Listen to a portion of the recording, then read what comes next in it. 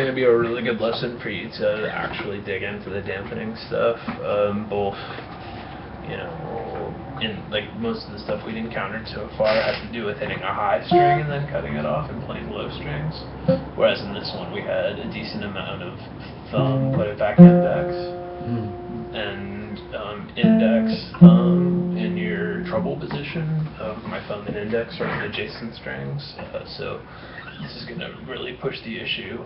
Anyway, so for our dampens, when we're playing super precise Kelly Joe style, we do mean I pick this and I leave it back while I do that, not just pick it, deaden it, and then take it back away, which is, again, a function of your thumb and index juxtaposition, where you're subconsciously thinking, now I'll get it out of the way, now I'll get it out of the way.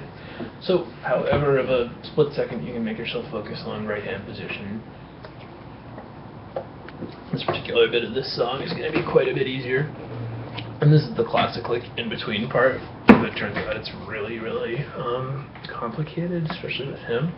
Alright, so fucking we can start with this. There's our first dampen, and that's got it. And so, like I was saying, anytime a dampen comes up, usually if you're just like, if it's clearly the hard part is over here, if you're just like, a couple times, then your brain will comply. Right from the beginning. So yeah, we get in this. So here's gonna have so we go boom, and then there's gonna be this where we also have a thumb part that goes. So we're going.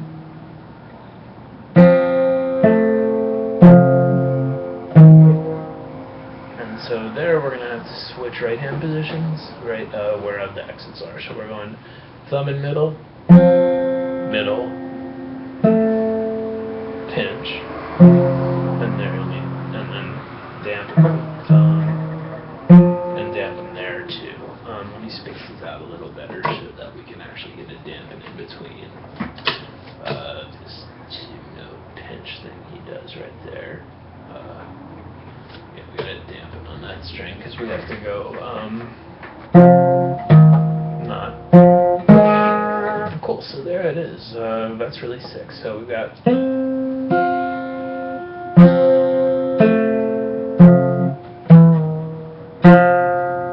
So I'd just work on that.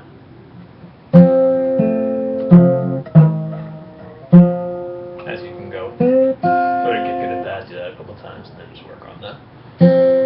Alright. And there we've got a really classic thumb, thumb, put it back index. If that's certainly not at all, just go a couple times. And it can be done without a pencil in your hand too. Closing the book on the first measure. Part 1. We've got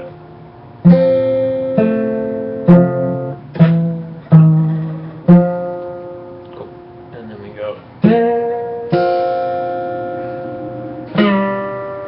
right.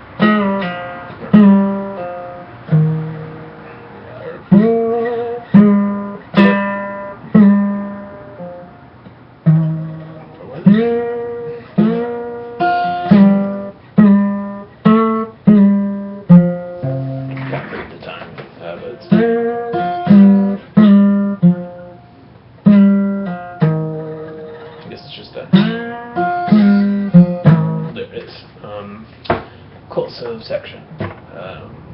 Then we get all.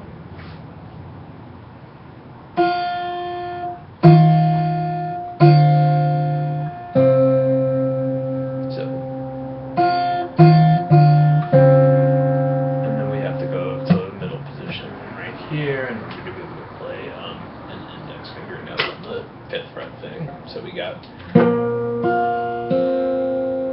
When we slide back, like you notice there's some pick, and I believe it's just his thumb, like he's going, which you might work on your own on that, especially since we were noticing you were having trouble. It might just be with capo 3 and the action change that happens there, versus if we were in open, of getting just a good, well, those 2 strings. So just stop to that for a minute. Cool. So.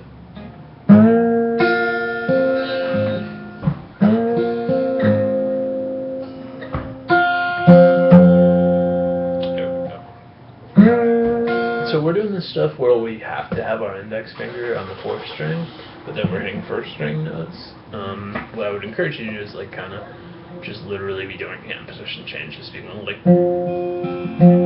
just kind of keeping your index with your, because it's like that for every time we're going to be doing this, there's going to be a lot of times where we're switching back and forth. I'm sure if we watched him do this, it'd be like that. So kind of resist doing like this type of thing, and just have it be weird.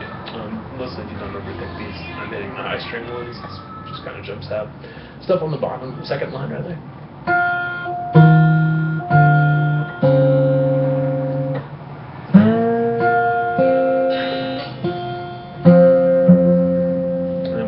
The next part's awesome to me, where we've got this pedal tone of where we're going,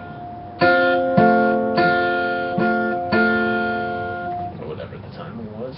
I guess I was going right. There's our first part. Right. So there was like a totally.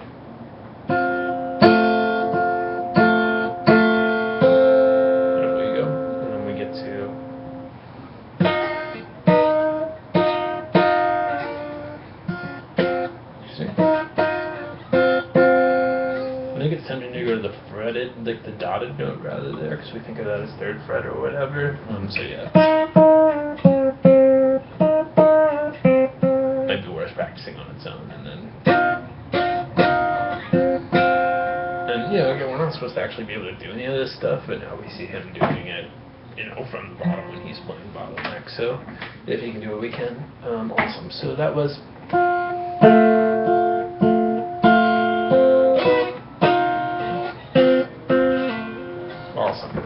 So that was all the sections.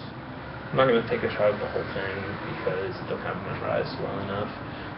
But yeah, the interesting part, we got all this erase shit to me is the thumb, and just all these hand position changes and necessitated really have to be in there dampens without otherwise we couldn't. We really want not or whatever. But usually when you aside from these super precise ones, if you mess it up, it still sounds like good because it's what most people would actually do. The last thing I wanted to mention was part 2 of the entire thing. After we go, we're going right hand wise, we're going picking with thumb and middle, then middle again, then pinch on 4th and 5, then dampening 4th. So you could just be or rather,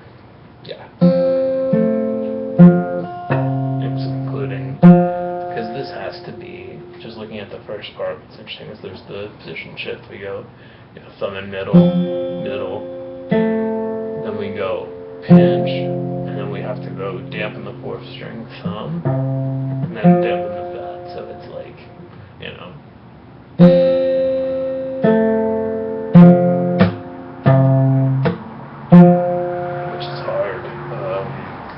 anyway, great. So here it is. This is classic. Look how precise he is. If someone like Hendrix is really raw, or fucking, Punk is really raw, this is really precise, and he really means it to come out exactly this way, and is composing lines against these lines, and it's pretty neat. Awesome. So